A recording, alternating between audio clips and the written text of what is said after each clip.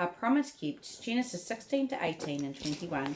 Abraham, having patiently waited, obtained the promise. Hebrews 6 verse 15. Abraham kept waiting for God to give him a son. He waited and waited and waited. After many more years, Abraham and his wife Sarai got tired of waiting, and that time men sometimes had more than one wife. This was not God's plan, but people didn't trust that God's plans would work. Abraham and Sarai didn't trust God to keep his promise to give them a great family. So, Abraham had a son with a different wife. Wait, Abraham called Abraham? Yep, that was his name at first. 13 years after that, God came and talked to Abraham again. When Abraham saw God, he fell to the ground.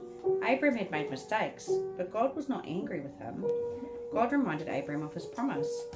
God gave Abraham a new name. You know what it was? What? Abraham. Abraham means father of many. God told Abraham that he would have a very, very big family. Nations would come from him. Kings would come from his family. God also promised that Abraham's family would have their own home in a place called Canaan. And best of all, God made a special friendship promise that would last forever. A covenant to love Abraham and his family and to be their God. Abraham had waited so long. Could he trust in God's promise? God gave Sarah a new name too. He called her Sarah. Sarah and Abraham were very old. They both laughed at the idea of having a child in their old age. But God kept his promise. A year later, he gave them a son. Even though they had stopped trusting God, he still loved them and gave them good things.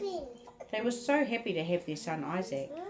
God reminded Abraham and his family again and again of his promise to love them. What's the matter? Give us my dinner. Give her a little bit. No. Share, please. God reminded Abraham and his family again and again of his promise to love them and be their God. And he reminded them that one day a promised son would come who would destroy evil and make everything good and new again. What good gifts has God given you and your family?